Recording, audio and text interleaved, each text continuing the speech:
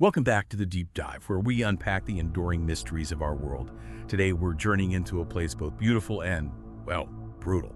The vast, untamed Arizona territory of the late 19th century. And our topic, it's a legend that continues to chill to the bone. A nightmare beast known as the Red Ghost of Arizona, or in Spanish, the Fantasma Colorado. Now, I want you to just imagine this horrifying scene that terrorized the frontier. You've got this colossal reddish-hued creature moving with an unnatural speed and strength, its thundering hooves shaking the very ground. But here's the truly macabre detail, the thing that really sticks with you. Strapped to its back, clinging in grotesque defiance, were the bleached, skeletal remains of a human being. This terrifying apparition reportedly terrorized isolated ranches and mining camps for a decade, overturning wagons, trampling animals, even killing people with brutal efficiency. For a full decade, this wasn't just some campfire story. It was a real, tangible threat that shaped how people lived, how they traveled, even how they slept on the isolated Arizona frontier. Every overturned wagon, every lost animal, every unexplained disappearance. Well, it could be attributed to the Red Ghost. The official legend sort of culminates in its supposed death, which revealed it to be, quite bizarrely, just a camel with a human skeleton fused to its back.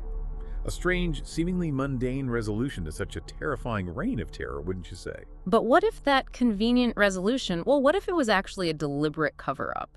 What if it wasn't just some bizarre frontier anomaly? The Fantasma Colorado, the Red Ghost conspiracy theory, suggests a far more sinister, true nature for this beast, hinting at possibilities like secret government experiments or even interdimensional anomalies. And that's exactly why we're here today. Our mission is to unearth the factual yet profoundly mysterious origins of the Red Ghost legend. We'll look at its terrifying sightings and its famous and, yes, suspiciously convenient resolution. Then we're going to peel back the layers of the conspiracy. We'll dissect the chilling claims about its true identity, its alleged architects, and, the profound secrets its hidden existence might conceal. Right. We'll delve into the purported evidence cited by proponents of the conspiracy, really examining the inconsistencies they highlight. But we'll also critically ground our discussion in the logical counter-arguments from mainstream historical and scientific perspectives. So as you listen, consider this. Why does such a potent and enduring theory resonate so deeply? Our fascination for cryptids, our distrust of official narratives, our persistent belief that maybe, just maybe, the most profound truths are often the most heavily guarded. Okay, let's unpack this. Our story really begins in 1883 in the rugged, isolated frontier of Arizona territory, a land of harsh beauty, constant danger. This unforgiving landscape is where the legend of the Red Ghost, or Fantasma Colorado, truly took hold. Yeah, and to understand the mundane explanation for a camel even being in Arizona, we have to revisit a fascinating, almost bizarre historical footnote. You might already know this one. The U.S. Camel Corps. Back in the 1850s, then Secretary of War Jefferson Davis, Jefferson Davis spearheaded an experiment. The idea was to use camels as pack animals in the arid American Southwest. Dozens were imported from the Middle East, and while they proved surprisingly adaptable, the experiment ultimately failed, largely due to the Civil War, and also because camels and, horses and mules just didn't get along. Many were sold off, but crucially, some were simply released into the wild. They became feral. And this historical fact, of course, provides the basis for that mainstream explanation. Right, and it absolutely sets the stage for the terror that gripped the region. The legend of the Red Ghost kicked off near Eagle Creek in southeastern Arizona. The very first victim was a rancher's wife. She heard a dog's barking furiously, then this blood-curdling scream. Looking out, she saw a huge, reddish-hued beast with what she described as a devilish-looking creature strapped to its back. Her friend, who had gone to fetch water, was found trampled to death. Massive cloven hoof prints and strands of reddish hair left behind. Just days later, prospectors near Clifton reported their camp torn apart by a gigantic creature, leaving similar prints and red hair. Can you imagine the sheer terror this would inspire in such isolated communities? Some counts even describe the beast as being, an impossible 30 feet tall, capable of overturning entire freight wagons. Incredible. And a few months after these initial terrifying incidents, a rancher named Cyrus Hamblin provided the first clear description of that devilish-looking creature on the beast's back. He said it was unmistakably a human skeleton, seemingly strapped to the camel.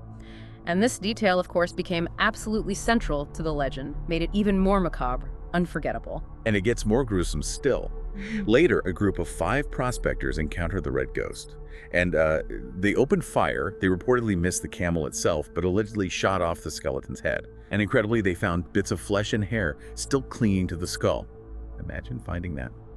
This horrifying discovery only cemented the legend's terrifying reality for the locals. After a decade of terror, the Red Ghost's reign supposedly ended in 1893. A farmer named Mizzou Hastings found the creature eating in his turnip patch and shot it dead.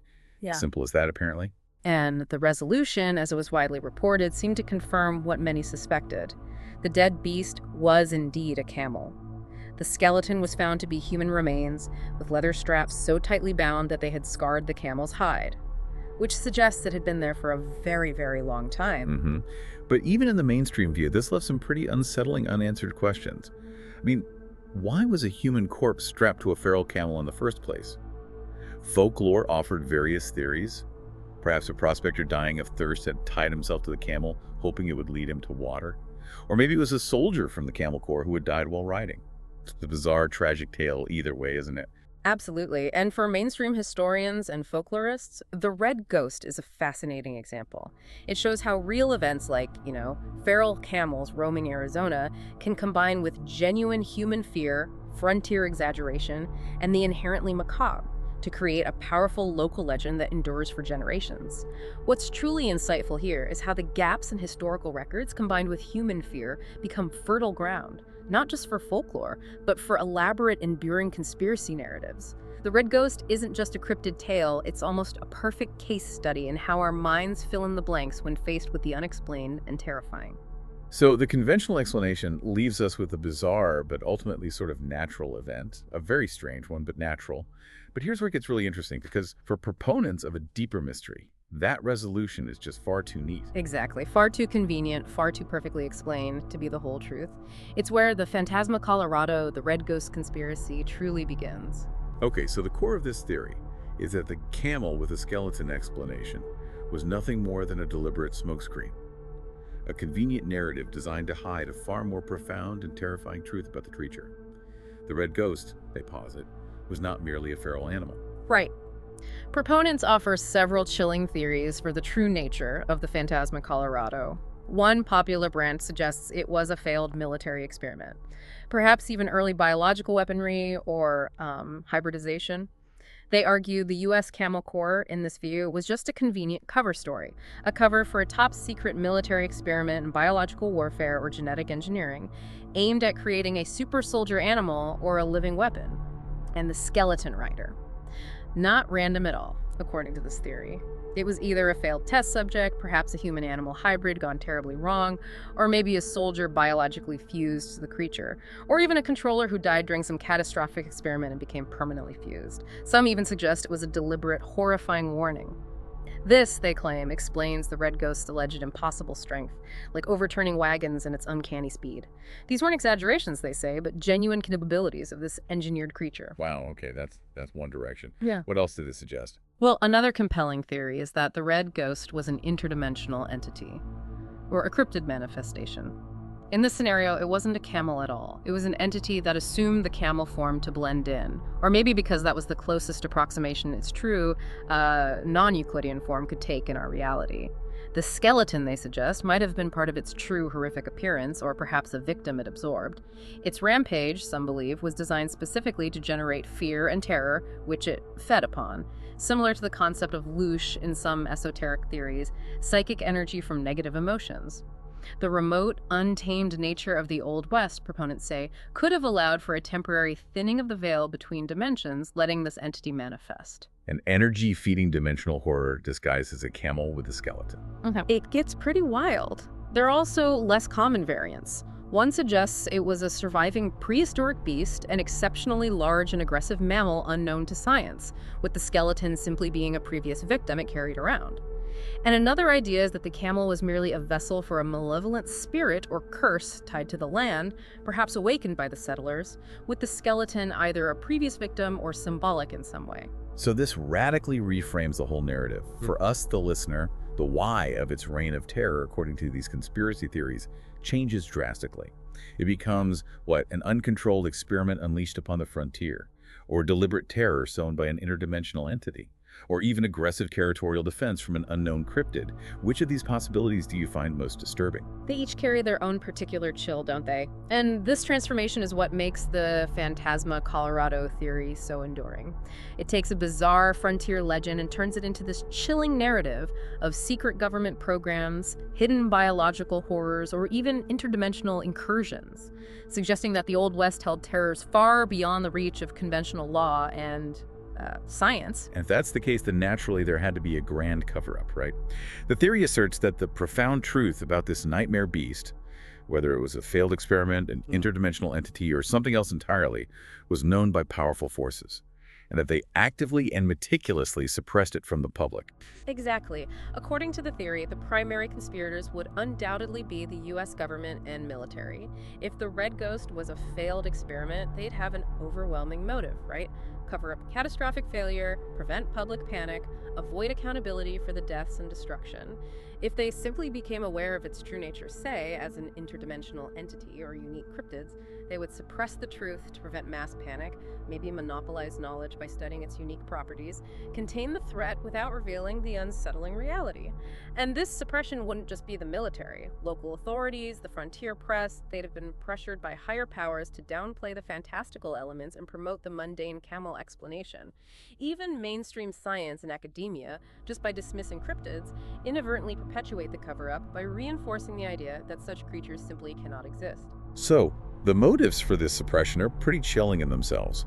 Preventing widespread panic, social chaos, protecting military secrets, especially unethical research or technological failures, maintaining public trust, an image of control, and of course ensuring that the existing scientific and religious paradigms aren't shattered, along with maybe monopolizing any potential resources or knowledge that could be gleaned from such a creature. It sounds like a playbook for maintaining control over the public's understanding of reality. Precisely. And the methods of suppression would have been quite deliberate, according to the theory, actively promoting the camel narrative as the official story, discrediting witnesses who insisted on fantastical details, ridiculing them, controlling the flow of information in newspaper reports, and critically rapidly disposing of the camel's remains to prevent further scientific scrutiny of the skeleton or the camel's biology. The Fantasma Colorado theory, then, claims that terrifying encounters in the Old West were not just frontier folklore, but glimpses into a hidden reality that powerful forces worked tirelessly to bury, leaving only this strange, half-told tale. Okay, now let's shift to the alleged evidence cited by those who subscribe to the conspiracy. What inconsistencies and unexplained elements of the official story do they point to as their smoking gun? Well, for starters, there's the sheer impossible physical attributes attributed to it. Claims like 30 feet tall or overturning freight wagons. Proponents don't see these as mere exaggerations. They argue these were genuine observations of a creature that was either genetically enhanced or an entity that could literally alter its perceived size and strength, far beyond a typical camel. 30-foot camel. That feels incredibly difficult to misidentify, even in the dark or under stress. Exactly, which is why they insist it was no ordinary camel. And then there's the really macabre part, the nature of the skeleton rider itself. The fact that a human skeleton supposedly stayed strapped or fused to the camel's back for years is profoundly disturbing and, they argue, difficult to explain naturally. The dying prospector explanations are seen as weak, too convenient. This, they say, points to a deliberate act, a horrific experiment involving human-animal fusion, or perhaps a symbolic attachment by an intelligent, malevolent force. The bits of flesh and hair found clinging to the skull after it was supposedly shot off are also seen as unnatural and highly suspicious. Doesn't sound like a clean skeleton. No, it doesn't. What else do they point to? Another key point for proponents is the convenient resolution. Mizzou Hastings' sudden appearance, the single shot, and the immediate discovery that it was just a camel is, to them, far too neat. Too perfectly wrapped up for such a terrifying, decade-long mystery. Proponents argue the death was staged, the camel a scapegoat, and the true Red Ghost either escaped or was captured by authorities who then engineered this official story. And the consistent red aspect of the legend, the Fantasma Colorado, is that just about its fur, or do proponents suggest something more is going on there? They do. While it could simply refer to its reddish fur, some proponents suggest it could hint at something more unusual, maybe a bioluminescent quality, a strange energetic aura from its true form, or even a specific genetic marker from its creation as a military experiment. They also point to the unexplained nature of the U.S. Camel Corps program itself. While it existed, its abandonment was abrupt, and the fate of all the camels wasn't fully accounted for. This, they say, provides a perfect historical cover for secret, parallel experiments involving these animals from which the red ghost might have originated or escaped. Okay, so using the known history as a potential smokescreen. Right. Furthermore, proponents see the red ghost story fitting into a broader pattern. A pattern of government secrecy and cryptid suppression. They compare it to alleged cover-ups of Bigfoot, Thunderbird, Chupacabra evidence, and secret research programs like MKUltra or Project Montauk. This, they argue, suggests a centralized effort to control what the public knows about hidden aspects of reality and unknown phenomena. Finally, there's the psychological impact. The sheer terror the red ghost instilled in hardened frontier settlers was, they argue, disproportionate to what a mere feral camel, even one with a corpse attached, would cause. This, they claim, indicates a creature that was truly monstrous, perhaps even possessing some kind of psychic component that amplified fear beyond simple animal behavior. Those are certainly chilling claims, and they definitely tap into our deepest fears about the unknown, about what might be hidden. But how do mainstream historians or scientists respond to something like a 30-foot-tall camel or a fused skeleton? What's the more, let's say, rational explanation rooted in historical fact and human psychology? Well, the mainstream view relies heavily on the documented feral camel explanation. That's the foundation. The U.S. Camel Corps is a documented historical fact. Camels were indeed released into the Arizona wilderness and known to roam for decades. That part isn't debated. Regarding the durability of corpses, in Arizona's arid, dry climate, a tightly strapped corpse or skeleton could remain attached and relatively preserved for a significant period, especially if it dried out and became mummified. The leather straps mentioned in the resolution would certainly reinforce this. It's gruesome, but plausible. And as for why the skeleton was there, the theories of the dying prospector tying himself to the camel, or a soldier who died while riding, these are plausible given the harsh realities of frontier life back then. Tragic, yes, but within the realm of possibility. And when you consider the nature of frontier life back then, exaggeration and folklore embellishment play a huge role, don't they? These stories travel. Absolutely. Oral traditions around campfires often saw stories grow and change with each telling. That easily explains claims like the beast being 30 feet tall. In the dark, under duress, seeing a large, unfamiliar animal with a grotesque burden, it could easily be misidentified as something supernatural or monstrous. Fear is a powerful lens through which to view the unknown, especially back then. Okay, so misidentification and exaggeration. Whoa. What about the specific conspiracy points? Right. When it comes to directly countering the conspiracy theories, there's a significant lack of any credible evidence for secret experiments. There's just no historical documentation, no declassified files, no credible whistleblower testimony to suggest the U.S. Camel Corps was anything more than a logistical experiment that didn't pan out. Furthermore, the idea of genetic engineering or human-animal fusion in the 1800s, it's technologically implausible. It was far beyond the scientific capabilities of that era. And while the idea of interdimensional activity is certainly fascinating, there's simply no scientific or empirical evidence to support such a metaphysical claim. It remains purely speculative. So, no proof of experiments, no proof of interdimensional beings. Correct. And the resolution of the red ghost story, where it turns out to be a camel, is actually quite consistent with folklore patterns. Many cryptid legends eventually have a mundane resolution, however strange.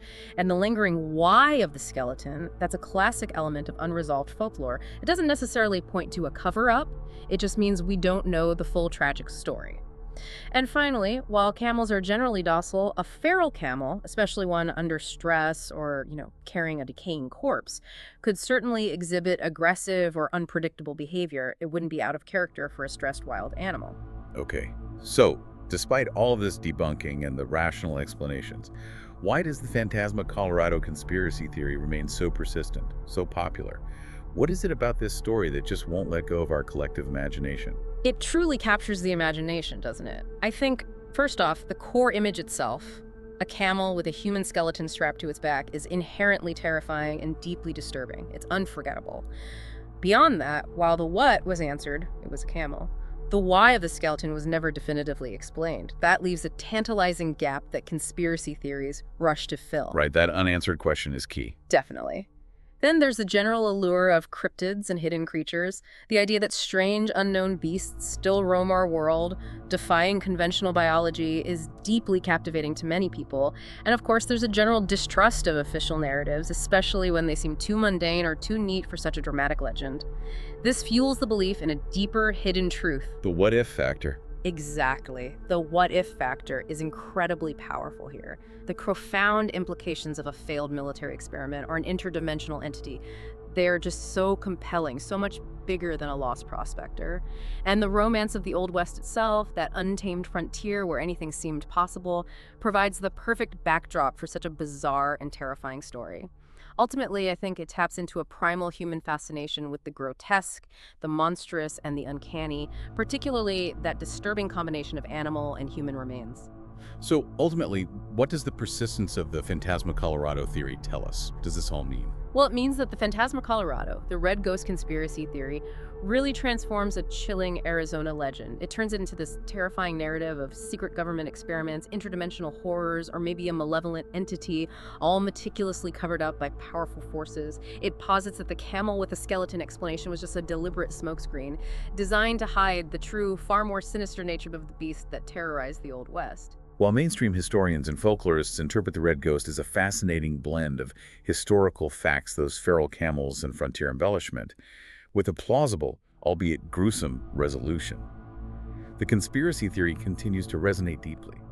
Its power lies in the macabre nature of the legend itself, that lingering, unanswered why, and humanity's enduring yearning for hidden creatures and a more mysterious, untamed reality. So, as you gaze upon the vast, silent deserts, maybe driving through Arizona, and ponder the secrets they may hold, consider the whispers of the Fantasma Colorado. Was it merely a strange, tragic animal, a product of a failed government program in frontier folklore? Or was it something far more, a hidden horror, its true nature deliberately veiled, perhaps still haunting the arid lands of Arizona in some form? We encourage you to explore this fascinating what if further on your own. It's a story that certainly sticks with you.